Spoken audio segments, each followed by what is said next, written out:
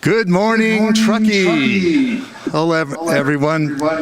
Thanks for joining us for Good Morning Truckee today. I'm Jim Porter, the MC, your host. Also, as you might have noticed, I'm wearing my brand new Truckee gaiter. I don't know, I probably should go like that. I look better with a gaiter on, I've decided, or my friends have decided. But this is pretty cool. I don't know if you can buy them from They're free at the Welcome Center. What? They're what? Free at the Welcome Center. Free at the Welcome Center. So stay with us, don't leave yet, because they're not open, but get over there later on, get one. So we're back virtually again. It's good to see you all, and I hope you're out there. I want to thank Rory and the Tahoe Truckee media team for coordinating all of this. Very, very talented. We have 3 different ways to get on, and you've discovered one of them. Obviously, there's live stream, channel 18, and this month it's something called Zoom. And I have never heard of it, but some of you probably have. If you're on Zoom, we're not going to zoom around the room yet, but that's one of my dreams, is that we will have a program like this only zooming. So we're going around doing social interaction, which I think we're all missing. So that's Lynn's challenge, which she's going to kick me under the table here if she could reach me. But that would be kind of fun, not to have a program or make the whole program all of us talking about what we've been doing. So if you're on Zoom, stay muted, please. So let's thank our sponsors. Here we go. Tahoe Forest Health System. As it is, we have Harry Weiss over there at the chief table, and we're in the town hall, as you may know. Porter Simon, Dixon Realty, Truckee Tahoe Truckee Community Foundation, in the 5 Auerbach Engineering, that would be Wally, Tahoe Truckee Media, Sierra Sun, Moonshine Inc., 101.5 FM, the great town of Truckee, allowing us to use their space, and the Tahoe Truckee Airport District. And we want to recognize the committee that puts this on, Lynn Saunders in the chamber, and Ruth Garcia, and to my right, Melissa Williams, and Kelly Cutler from CAT, the Contractors Association, Mayumi Legato with Moonshine Inc., Ernie Grossman, retired a long time ago, I think, Cheryl Herrick with the fire department, Tony Lashbrook, recently retired, Deb Ryan with the Tahoe Truckee Community Foundation, and our own Ted Owens with the Tahoe Forest Health System over here to our left. He will be fielding your questions. As you know, you're able to text questions. All right, let me flip the page. And so this is when we usually go around the room and introduce ourselves. We can't do that, as you well know, but maybe we're going to work on that. That's Lynn's next challenge. You can text questions, and I think they go to Lynn and Ted, and the number should be on your screen, but it's 530-412-3719. So I think you're going to have some questions too. I got a preview of Dave Wolf's presentation on COVID landlord-tenant law, and it's complicated. So let's do it. Our first speaker is Harry Weiss, CEO of the Tahoe Forest Health System. He's been rock solid and a superstar in the past 10 months. Been a busy guy. He speaks regularly to the community, providing the most recent information on COVID and the health system.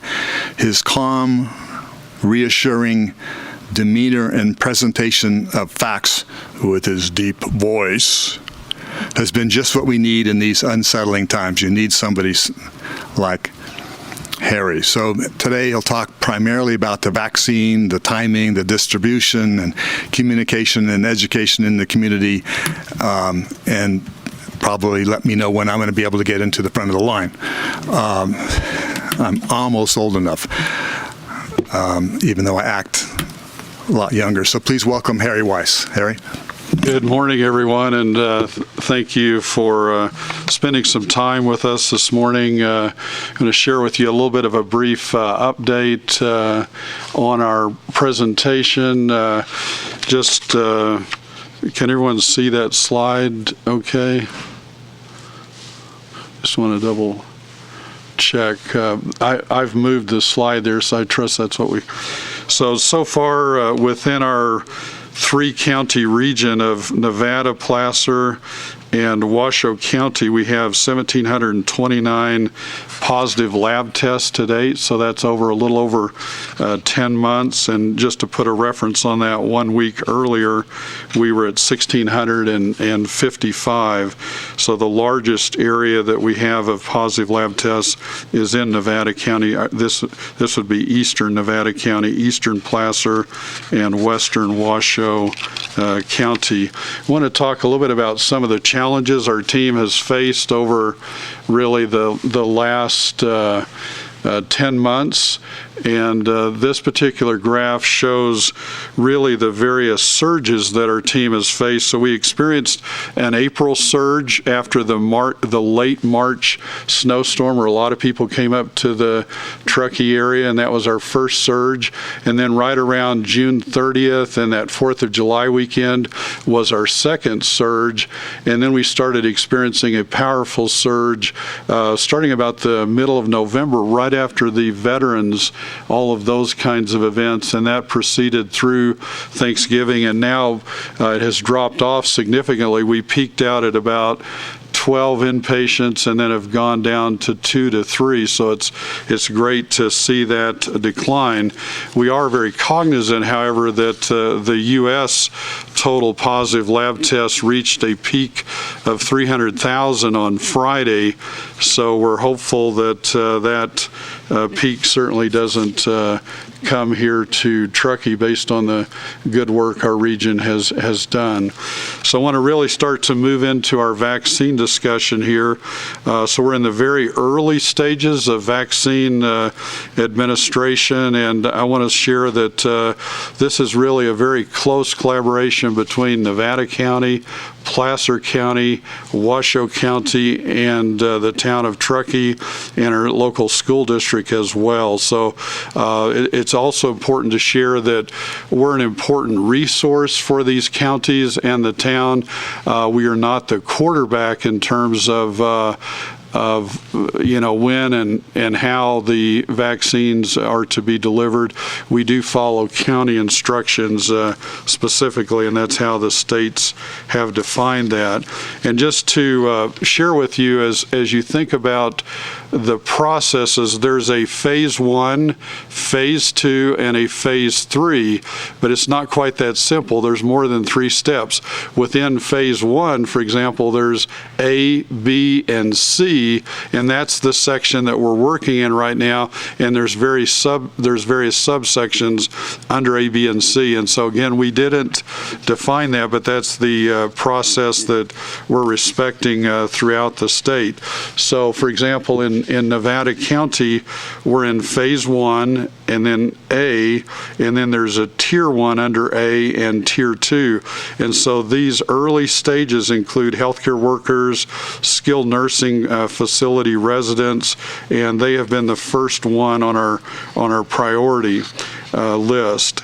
And certainly as the vaccine quantities increase, we anticipate to be able to offer vaccines under many more categories, but this will be under the guidance of our county public health services. Nevada County, I want to really make sure that we share this last bullet point there, is also gearing up. So in addition to Tahoe Forest having a progressive plan for vaccine administration, and we'll provide updates as that progresses, Nevada County will also be a player and have some sites as well. The dates and locations are unknown, but we just want to put that out there for you. And we'll have some information specifically where you can go to be updated in just a few moments. But I want to point you to, and this is on Nevada County's website. You can find this by going to Nevada County COVID-19, or you can type in Nevada County vaccines, and it will take you to all of the great information that they have put forth for our communities.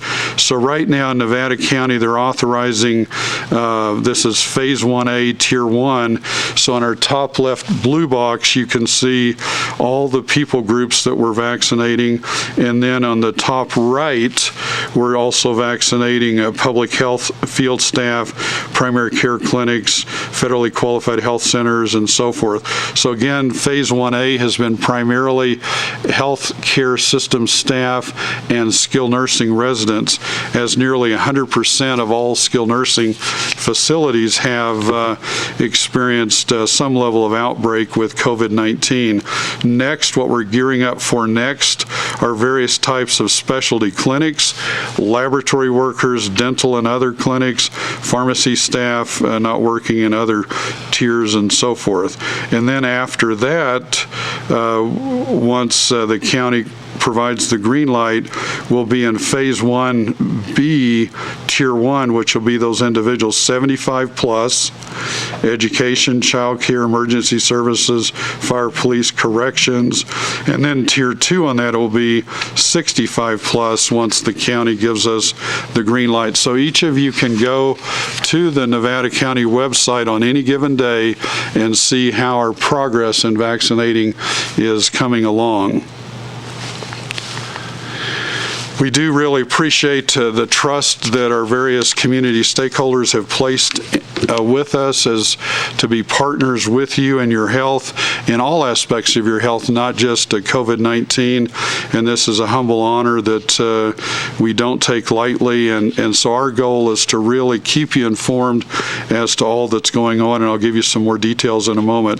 So again, as we learn more from Nevada, Placer, Washoe, we will keep you informed. And I want to show you where you can see that. It's important to note that each county is could be on a slightly different speed. For example, Western Washoe County is doing some things that we're not quite ready for in Eastern Placer or Eastern Nevada, and we congratulate them on that.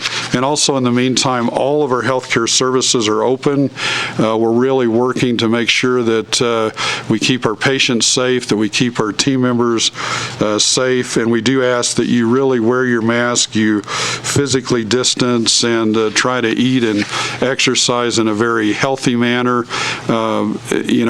We don't want to see into our ICU, for example, filled with patients who might be detoxing, from drinking things that are not helpful to them. So let's continue to do that good job, which I want to congratulate our communities that they have done a good job. So again, a central repository for COVID-19 would be to go to www.tfhd.com. We actually have a new website. It's very patient-focused through the eyes of a patient.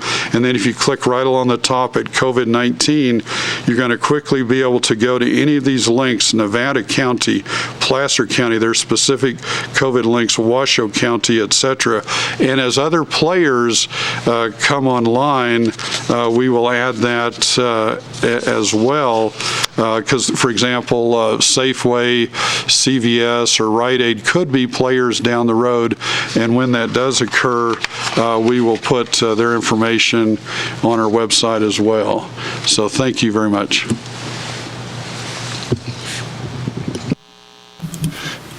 Thank you, Harry. Ted, Lynn, sounds like Lynn has a question. Okay. Why has SoCal suspended all ambulance diversion? Are there plans to also suspend ambulance diversion in Northern California? Within our region, we don't see any need for ambulance diversions. Southern California has been hit on much more acutely than we have in this area, and I think we ran, in terms of ER utilization, we have not had excessive utilization. In terms of ICU, we did peak up to 89%. We're running around 77%, but we do not foresee diversion within our region. Thank you, Harry. One more question's come in. What is the CT level of the PCR test used to identify a positive case, and why is it set at that level, and what % of false positives can be expected at that level? I don't recall the exact numerical quantity for that PCR test. It is a very sensitive test. One of the things that our healthcare team has been advised, and we received some information from the FDA just within the last 3 calendar days, that with various mutations in the virus, there could be an increased level of false negatives with the COVID-19 lab tests. And so I think the inference there is that our clinicians will certainly respect the test results, but they're going to really treat for symptoms. If individuals have those symptoms because of the variation in the mutations of the disease at this point. It's still felt that the vaccines are quite effective, even though the virus itself is mutating. Harry, you may have addressed this particular question, but are you seeing the beginning of a Christmas holiday surge in positivity rates? Nationwide, there is evidence of a start as of last Friday. Our indicators are that we're still slowing a bit, and our inpatient activities have remained kind of sideways as well. So we think it could be another week or so to rule in or rule out that we're going to have a surge. Okay. The counties are administering the vaccine at different rates. If you live in one county and work in another, which county tier do you follow to get your vaccine? You really have to follow the county in the area for which you're going to receive the vaccine. So, for example, if you live in Nevada County and you expect to get the vaccine in Nevada County, you really need to follow their guidance. If you live in our Incline Village area, which is western Washoe County, we'll have guidance for you there. If you're in Placer County region, you would have follow their guidance. Placer and Nevada are trying to work very closely, but Washow's a little bit ahead of Placer and Nevada. Thank you. Here's another. Does the public have access to the data tools the state is using to determine stay-at-home orders? My quick answer would be I'd say not generally, that we don't have access to that. I think certainly any individual could make a public information request or ask their county public health office for guidance on that. Ted, do you have any questions to come in? Yeah, I think just a clarifying question is, do you obtain your vaccine in the county in which you reside rather than the county in which you may work? You can, for example, we have many individuals that have a second home in the Truckee area, and we do believe that they're going to be allowed to get their vaccine in the Truckee area, even if they spend 50% or 55% of the year somewhere else. So, but principally it should be in your area of residence, but there's some additional flexibility in our area. Harry, you may have said this in your presentation, but did you give an estimated timeline for each of the tiers of when these vaccines are going to be available? I wish I had the wisdom to predict the speed. As I've perused each of the county's websites, Placer County was a little bit bold, and they estimated that the general population could receive vaccines in the spring. So that would be some date after roughly March. So the spring of this year, Placer County is suggesting or hoping that the general population, I assume that's the lowest tier, right, might be eligible to get the vaccine. Yeah, that would be the most mature phase of the distribution. How about Nevada County? Nevada County hasn't specified, and again, The vaccine quantities have been very slight, very low. We're hopeful to start to see a regular supply come in to the counties so that we can start to predict a little bit more. You should expect to watch Tahoe Forest Health System demonstrate that it is moving through these tiers, and we may have new locations that we're doing specific populations that are required for those tiers in higher volumes as well. So again, just watch that sheet. For example, if we're doing the 75 and over or the 65 and over, we'll probably do that at another location that we'll specify, but just really watch for information on that. But as you said, Tall Forest Hospital is at the mercy of Nevada County, right? That is correct. They're calling the shots here. Right. We follow the county public health guidance. Anything else? All right. Thank you, Harry, and thank you so much for the time you're putting in, for your expertise, and for being our captain here. Appreciate it very much. Sounds like we're doing all right locally. Okay. Our next speaker is Stacy Caldwell. I don't know where she is. She's not here, so she's in virtual land someplace, which is fine with us. So you'll get to see her. I guess I won't, but Stacy, as you know, is the CEO of the Tahoe Truckee Community Foundation. She's very skilled, very talented, quite the leader. And she's going to talk about COVID and how it has impacts on the local community and our nonprofits.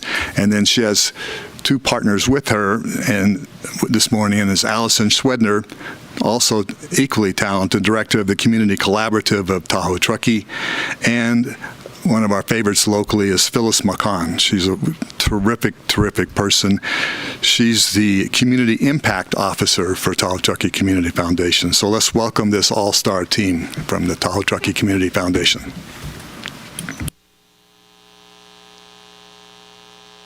See you. I like your gator. And Lynn and Chamber, thanks for asking us to join you today. I'm Stacy Caldwell. I'm the CEO of the Tahoe Truckee Community Foundation.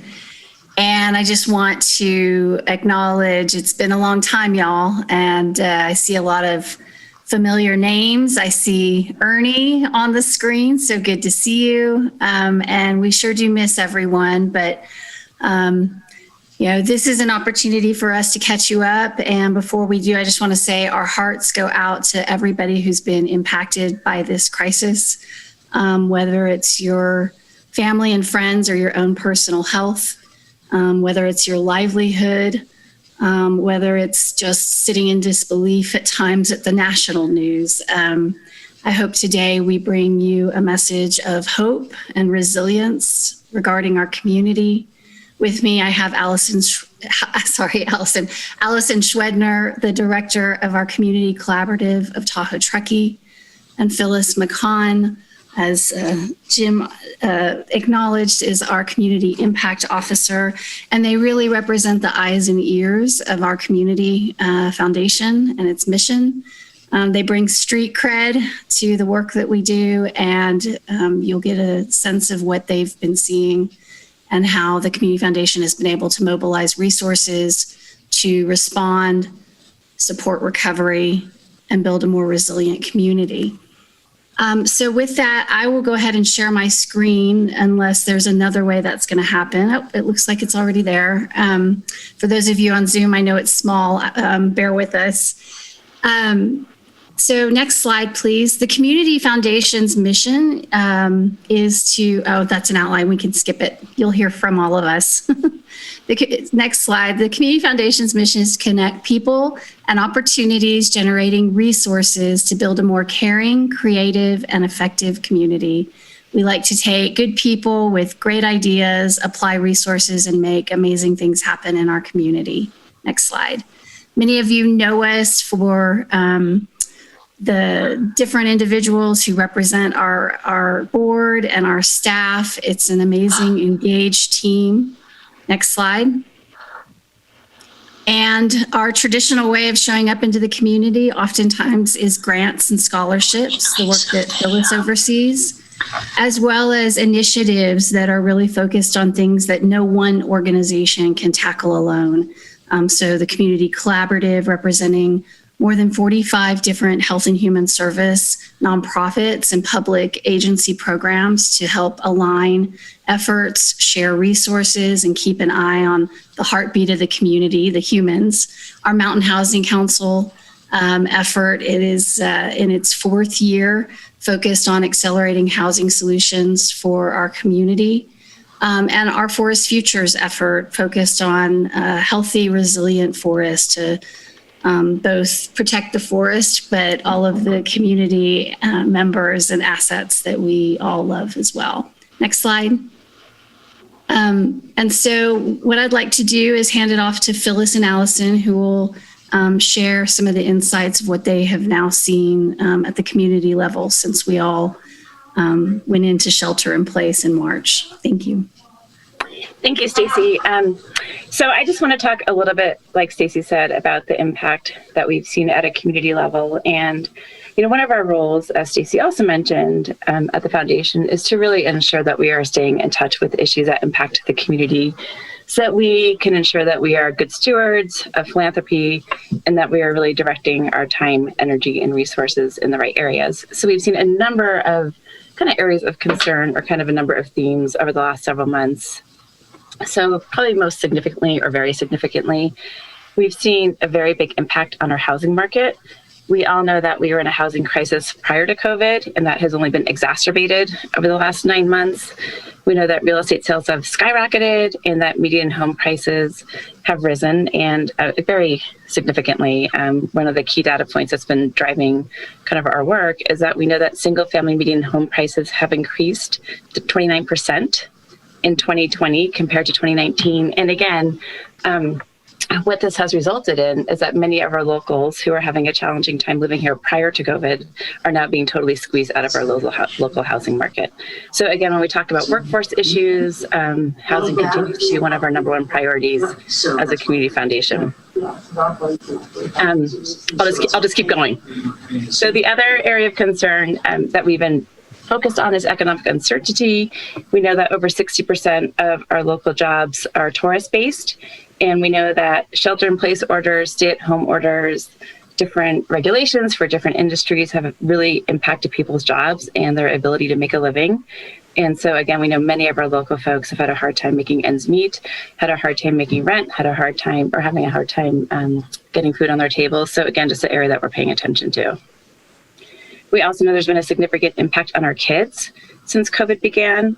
We actually convened a group of behavioral health providers last week who worked with youth specifically, and all of our providers so that they've seen a pretty significant increase in anxiety, depression, just overall behavioral health issues among our youth. So again, something we're paying attention to.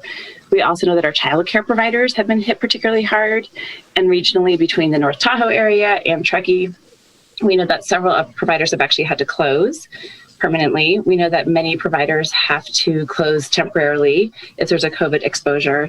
We know that while many folks have actually chosen to keep their kids at home, if they have the luxury of working at home, that many folks actually can't get their kids into childcare because of the closures and coupled with very long wait lists. And again, we know that if folks can't get their kids into childcare, they often can't go to work.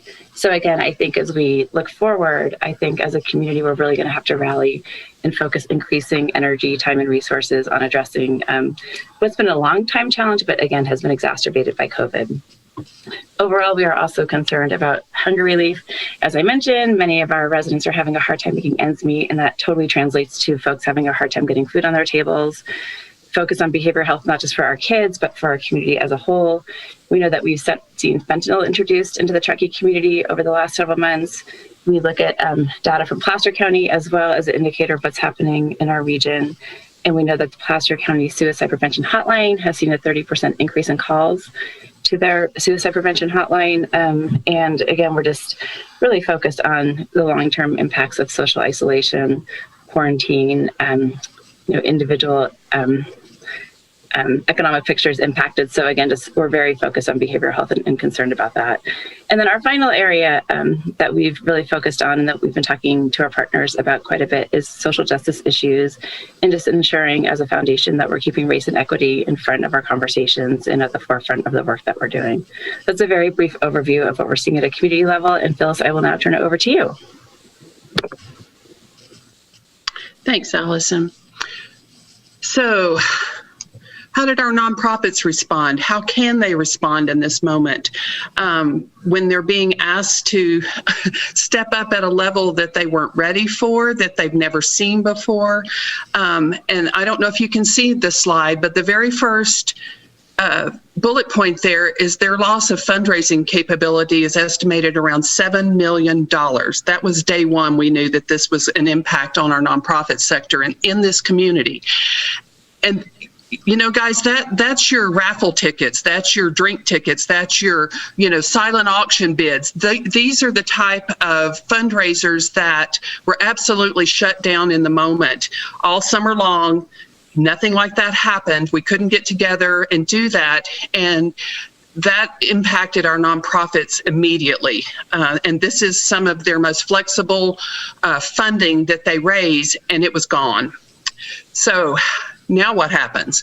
So then we know that many of them had to shut down in the moment. They had to lay off staff. They lost contracts. They lost volunteers.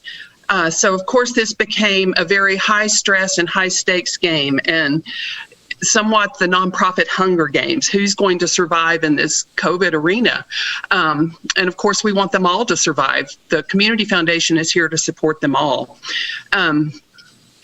At the same time that they were trying to deal with their own uncertainty and operations and how are they going to fulfill their missions, they're also being asked in the moment for real-time data and to be the experts on COVID protocols, those type of things. And it's just an incredibly difficult thing to do in the moment when you're doing all you can to stop and measure and report on it. So just again, kudos to our nonprofits for doing all they can in the moment and responding to this crisis. We know they had to immediately pivot to a virtual office and programming. That sounds like it's a quick thing.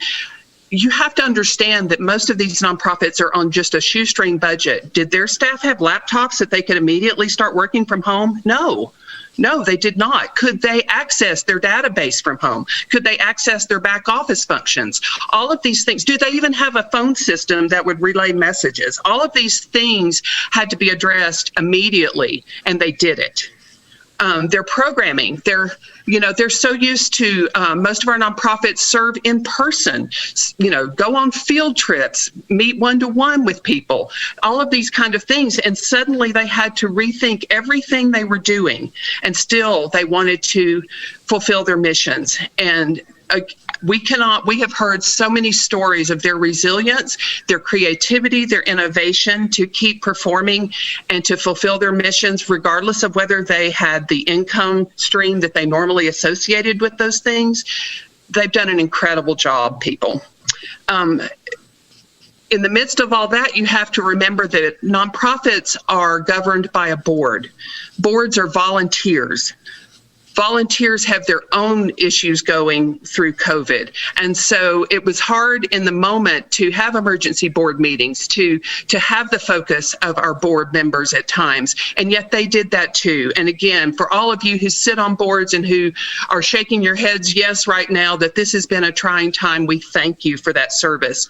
And we understand when you can't be 100% focused on a nonprofit board that you sit on, when you have a small business or you have a family member in crisis, or whatever might have been going on in your life. We appreciate the bifurcating of your time to still step up and fulfill the role that you took on. And of course, in the middle of all this, when you think about how boards structure and nonprofits structure their time and their energy and their resources so carefully for years in the future through their strategic planning, and suddenly all that is upended. And so they had to change their vision. They had to become, as I said, more creative and innovative to deliver the programming that they were used to in new ways, and they did.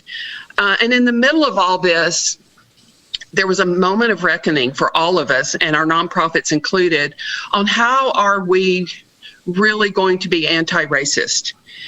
And it was a moment in time, obviously, but this is not a moment in time where it's solved. So now we need to start looking very hard at how we're incorporating race and equity into the work that we do, and into the governance, and into the staffing of our nonprofits. Are we really representing our community in the way that we should? And so, again, all of this perfect storm of all of these things happening at once, the Community Foundation cannot thank our nonprofit sector enough for all that they have done, either the ones that had to step up to an incredibly new level of service performance, or the ones that had to shut down and figure out how to survive. We just thank them all for what they've done to rally in this moment and continue to support our community. So with that, I'll turn it back over to Allison to give you a little more detail of our safety net, which I know we're all concerned with. Thank you, Phyllis. So when we talk about safety net, we really talk about the most fundamental basic services that folks need to be fed, sheltered, and have their primary health care needs met. So whether it's physical health or mental health. And so throughout this pandemic, one of our primary roles as a community foundation is to really ensure that those fundamental safety net services are in place, are well resourced, and then in turn can support the community. So we've invested quite a bit in our safety net services. Many of you on this call have helped us do that. So again, as Phyllis said, we are really, really grateful for our community. We're really grateful for the folks on this call. And we just kind of wanted to share some kind of key data points from how our safety net services have really risen to the challenge, have had to provide fundamental supports to more community members than ever. One of the primary things that we've seen is that folks who've really been able to be, self-sufficient in the past have had to now turn to our key organizations for, again, like help with hunger relief, help with rental assistance. We know many folks are struggling to make their mortgage payments. So again, these critical services have really risen to the challenge. So we know that since the pandemic began, our partners have rallied together to provide over 500,000 meals to the broader Tahoe Truckee community. We know that there's been over $420,000 distributed in rental assistance. Sierra Community House operates a 24-hour community helpline, which often serves as a crisis line for our community. They've seen a 200% increase in calls to their helpline. We know that there's been a 3 times increase in referrals for substance use services compared to last year. So when I talk to our substance use providers, they're seeing a number of individuals who have unfortunately relapsed, and just a significant increase in demand for their services. And we always pay attention to our emergency warming center, and up till this point, they've been open for over 20 nights this year. So again, our safety net services are really kind of absorbing the brunt of a lot of the challenges of our community. And again, we're really, really proud that they've all risen to the challenge, and that as a collective, we've been able to support them. So I'm going to turn it back to Phyllis to bring us home. Thanks, Allison. So the next slide I hope you can see is entitled Collective Giving. And this is how our community responded to this. That's all a lot of dire and sobering information we've just shared with you. But the thing to celebrate today is the way that this community responded in this crisis, and immediately in a time of uncertainty and fear.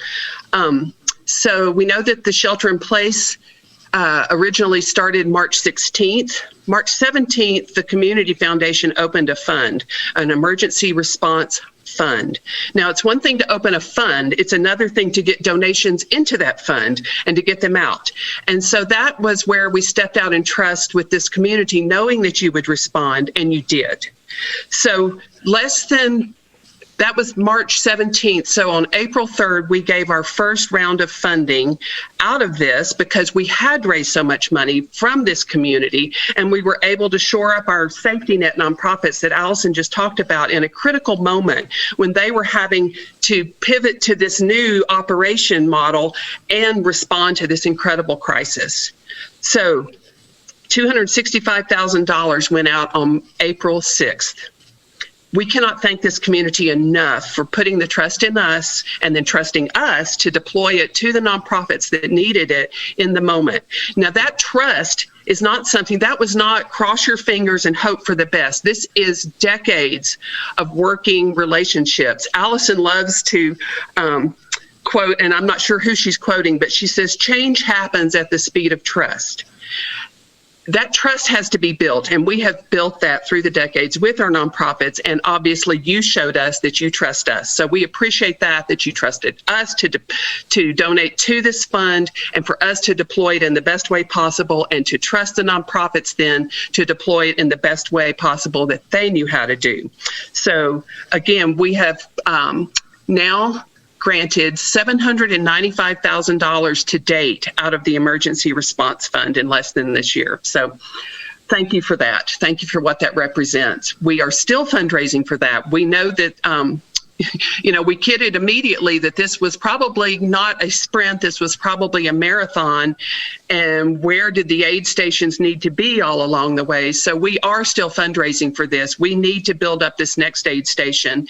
And Stacy will tell you more about that in a minute.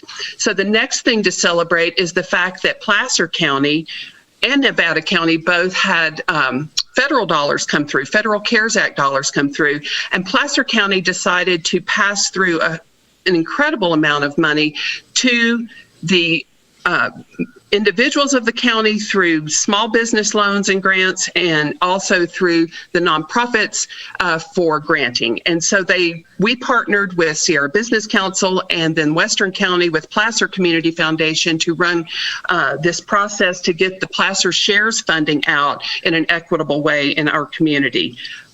That has granted $995,000 to Eastern County, just to our region.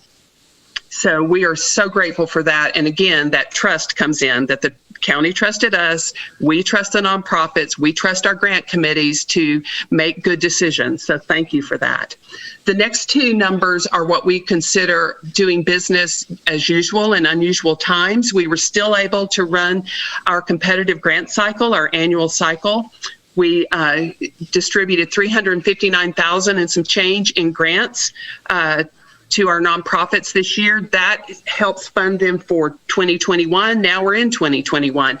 That's money to look forward with and to continue running their operations. We also had a record-breaking year with Give Back Tahoe. Again, kudos to this community for continually stepping up and supporting all of us through that effort. $428,000, almost $429,000 raised there. And then what I'm maybe the most proud of is the fact that in this year, when this happened, it hit our scholarship process right in the heart.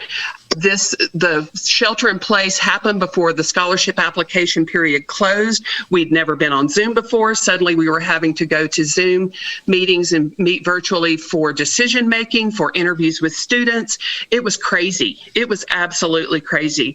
And yet this is the year, in 1 year, that this community exceeded $1 million in awards to our students. So that class of 2020 was upended in March. Their senior year was just, gone in many, many ways. And yet they were such an incredibly resilient group of young people. And our future, our hope in the future is definitely in this next generation. They're just amazing. I wish you could all read their personal essays after this. I really do. And so I do want to just really quickly put a shout out that the class of 2021, if you think the class of 20 was impacted, think about the class of 2021. Their senior year is like nothing anybody's ever experienced. And we opened the scholarship process for them last week. And so I hope this community will continue to rise to the occasion for this class and even exceed last year's award amounts. We've heard of some new scholarships, and I think we're going to get there, but we appreciate your focus on that right now. And again, we can't thank enough all of the members of our community that have donor advised funds with us and continually request grants out of them. We're not sitting on donor advised funds at the Community Foundation here, like you hear about in the news. Our donor advised funders deploy their money regularly. So we have over $2 million go out in grants from our donor advised funds. So you can see that we've distributed over $5.6 million in this short amount of time. So thank you again to this community. And back to you, Stacy. Dang it, Phyllis, you made me cry again. Okay, that was a lot. I am so grateful for Phyllis and Allison and all the work that you do on our behalf. It takes so many different partners here. We just recognize some of our partners who have joined our fundraising efforts and trusted us to help deploy those resources. So thank you so much. Next slide. We have a gift for you. Our Community Foundation staff has been gathering resources both in English, next slide, and Spanish. Everybody's getting hit in different ways in this crisis, and so we just are keeping an eye on ways that you can share resources with your friends, family, neighbors. These are available at the TTCF website. You can see in bold at the very bottom if you want to go. We can even put a link into it in at least the chat here in Zoom. And finally, last slide, we have that emergency response fund open. So if you are in a position where you can share, we are so grateful for that. And with that, thank you so much. All right. Thank you, Stacy and Allison and Phyllis, frontline workers in our community. Sorry, we don't have time for questions. We went a little bit over, but thank you for holding it together and working in our community. So our last speaker is Dave Wolf from Porter Simon. And Ted, that name sounds so familiar. Simon, where did that come from? Talking about Wolf. So Wolf, yeah. So Dave is going to talk about a very complicated topic, so you're going to have to listen carefully. I saw a preview, and that's the landlord protection laws, federal and state, around COVID, and it's important stuff, and it's a moving target, so listen up, and hopefully we'll have a little bit of time for questions. Dave Wolf. Of working for Mr. Porter, and so I get to hear his jokes often, and I don't care what they say, I still think his jokes are funny, even as he gets older and older and older and older.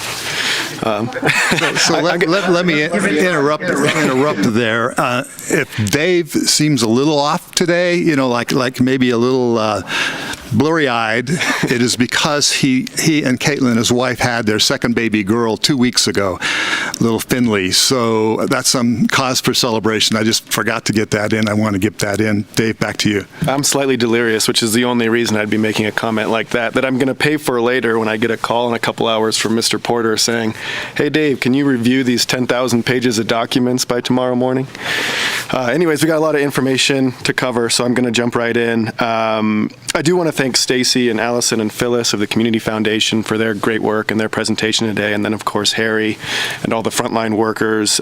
Just spent a couple days in the hospital and the maternity ward there, and the doctors and nurses and everybody's doing such a great job, so I want to thank them. And so today we're going to be talking about two laws related to landlord and tenant issues. The first is a piece of California state legislation, and the second, change the slide here. Uh-oh.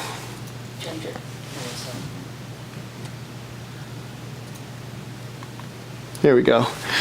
So now you can see the first is a piece of state legislation, and the second is a federal agency order, which we'll get to. I'll mostly be going and focusing on the California law because that's likely what applies to most situations, but we will try and get to the federal agency order as well.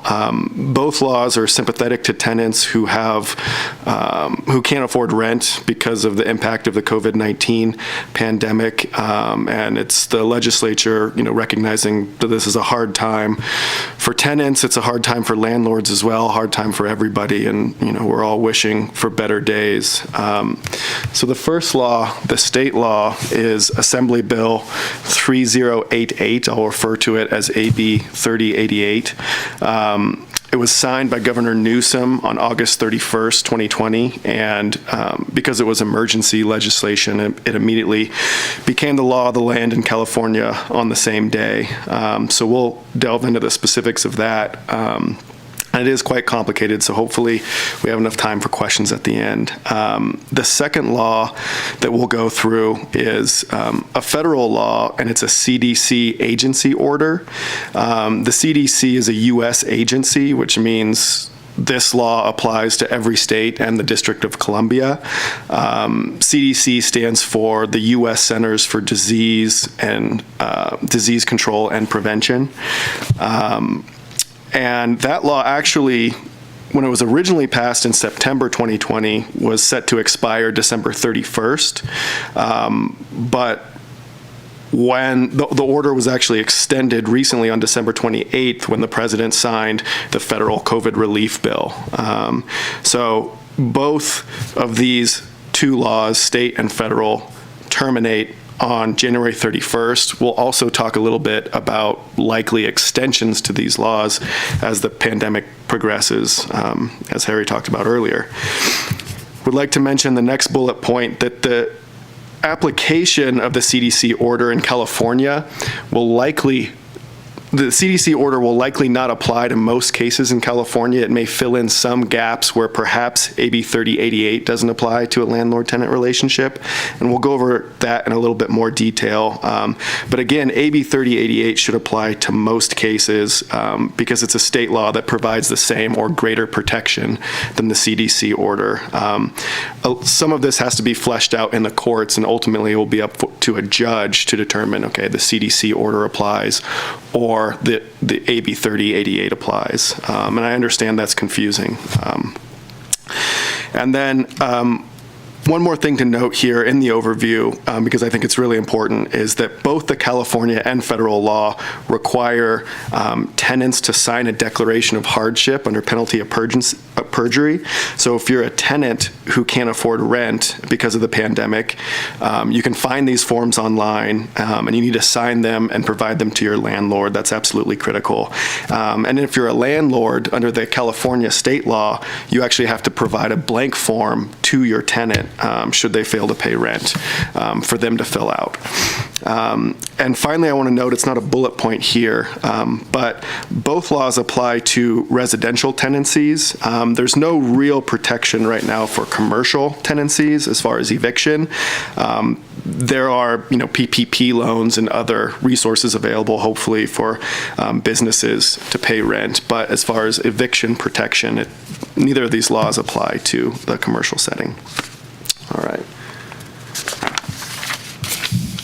So I think this is the most complicated area that we're going to go through today, so I'm going to spend some time on it. Protection from non-payment of rent due to COVID-19.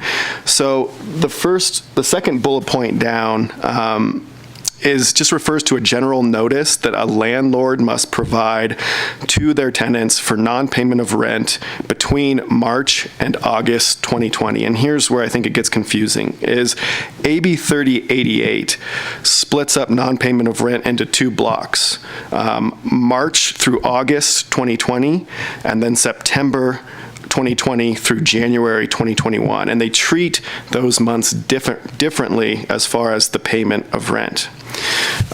So landlords must provide an informational notice just regarding tenant rights under AB 3088 to their tenants. So most landlords should have provided that, and also a blank declaration of hardship form. The declaration of hardship form on both the state and federal side, you can find them online.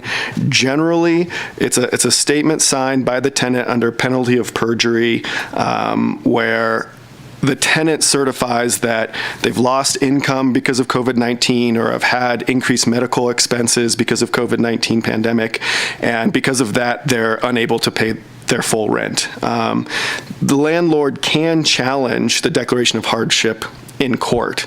So if the landlord thinks the tenant's not being truthful, that they actually can pay, that would be an issue that would ultimately be decided by a judge. So let's delve into how we treat the two different time sections as far as payment of rent, and then how that relates to a landlord being able to evict or not being able to evict a tenant. So if you look at the sub-bullet points below the third, for missed March through August 2020 payments, if a landlord receives a declaration of hardship from a tenant, then the tenant does not have to pay rent for those months. Well, the tenant still has to pay rent for those months, but cannot be evicted on the basis of non-payment of rent for those months. And that I'll get to that regarding the expansion of small claims below. But a landlord cannot, if a landlord receives a notice of hardship from a tenant, they cannot use non-payment of rents for those months to evict the tenant from the premises. They can still collect that, and I'll get that to collect that money. I'll get to that later, but they can't evict their tenant on that basis.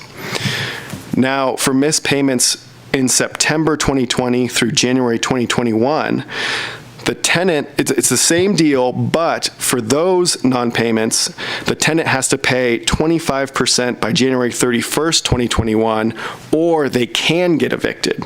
So if the tenant fails to pay 25% of the rent owed during that payment period, then the landlord can bring an action to evict the tenant. As of right now, February 1st, 2021, renters have to pay the full amount of rent moving forward. So in most leases, you have to pay rent within a few days. And in that case, you're going to have to pay your February rent if you're a tenant or potentially face eviction. So I think it's helpful to go through a few examples of this. So first example, let's say a tenant misses 100% of rent for March 2020, and they miss 100% of rent they don't pay for December 2020. The landlord issues a 15-day notice for both, and the tenant returns a notice of hardship, a valid notice of hardship. So the tenant pays rent other than those 2 months, March and December. So the landlord cannot evict the tenant. The landlord cannot evict the tenant based on the failure to pay March rent, and the landlord cannot evict the tenant if the tenant pays the 25% of the December rent by January 31st, 2021. What the landlord can do is beginning March 1st, 2021, the landlord can bring an action in small claims, not to evict the tenant, but to collect all past rent owed. So I'm going to move on here. This slide repeats basically what I just said, and these slides will be available. If you contact Lynn or I, we can send you the slides because there's just not enough time today to go over this rather complicated law, unfortunately. All right. And so this slide, I know it's a bit frustrating because you probably can't read this complicated flow chart, but I provide it for two reasons. The first is just by looking at it, you can see how complicated it is. And you really need to understand all these rights and obligations afforded under AB 3088. And the second is, I would recommend if you need to understand this, if you want to understand this, if you're a landlord or a tenant, then Google AB 3088 flow chart, because these types of flow charts really do help break it down into a somewhat simple decision tree that you can kind of work through and hopefully understand your rights and obligations under AB 3088. I don't have time to go through this today, but there's other reasons why a landlord can evict a tenant other than non-payment of rent. AB 3088 also provides protections in that regard for tenants, but landlords can evict. Some examples of a reason why a landlord could evict a tenant are outlined here, including nuisance, criminal activity, stuff of that nature. What's next? We've talked a little bit about how the deadline for both of these laws is set to occur on January 31st. Governor Newsom has said that they're going to extend that deadline. So all the deadlines I've given you here today are based on the current law, and that's what I can talk about today, but if I had to guess, all these deadlines will be extended under the state legislature and also federally as well. So if you're a tenant looking for additional protections beyond January 31st, be sure to follow your state and federal legislatures and see what happens with these extensions. This is similar. It talks about AB 15 is a proposal, and SB 3, the Senate Bill 3, is also a proposal. And you can see that the difference between the two, one extends until the end of 2021, another extends through March 2021. So we'll just have to see what the California legislature comes up with. Here's the CDC, some information on the CDC federal order. Again, I don't think that's going to apply to most cases. If you're interested in learning more information, happy to field questions about the CDC order or, send over the slides. It's fairly similar to AB 3088, so I think it's a better use of our time probably for me to answer questions rather than to go through the CDC order specifically. Other than to say there are criteria that you need to meet to be a covered person under the CDC order, which are outlined in the slide, which we won't go through specifically. And again, you have to provide a tenant declaration of hardship. If you're a tenant looking for protections, I would recommend filling out both the CDC declaration of hardship and also the AB 3088 declaration of hardship, and providing both to your landlord to get the protections therein. A few practical tips. One I'd like to emphasize here is to communicate. Whether you're a landlord or a tenant, communicate with your landlord or tenant. I generally encourage this to avoid attorney's fees, which are very expensive. But I think courts will also want to see this bilateral communication. And if one side isn't communicating, I think courts might take that into account when adjudicating these eviction proceedings potentially down the road. With that, I will open it up for questions. I'm sorry about having to speed through the last few slides. Dave, I have no questions. It seems perfectly clear to me. I don't know how we're going to field questions. I imagine there's about 1,000 of them. I myself have a couple dozen. Did a great job. It's just one of those things that, 1 hour program, what are you going to do? But the material will be available on Truckee.com, right, Lynn? And Dave, is generous with his time. I would suggest calling Dave at night because he'll be awake. I'll be awake anyways. Yeah. So I think that's it for the program. I just don't know how we can field questions. Okay. Sorry.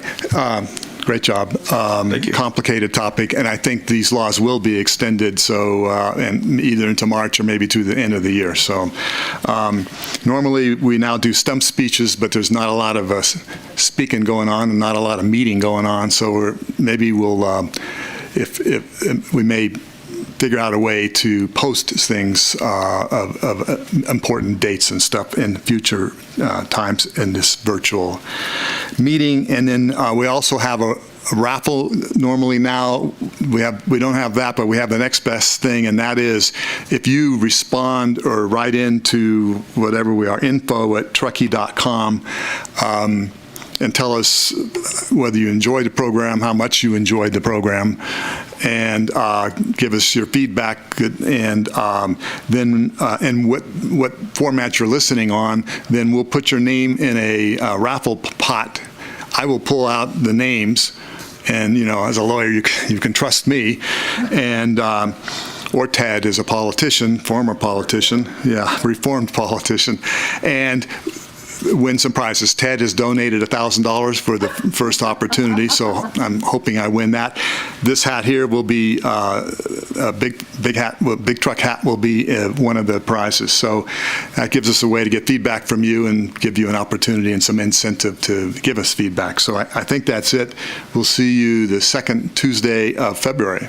Thank you very much for tuning in. Appreciate it.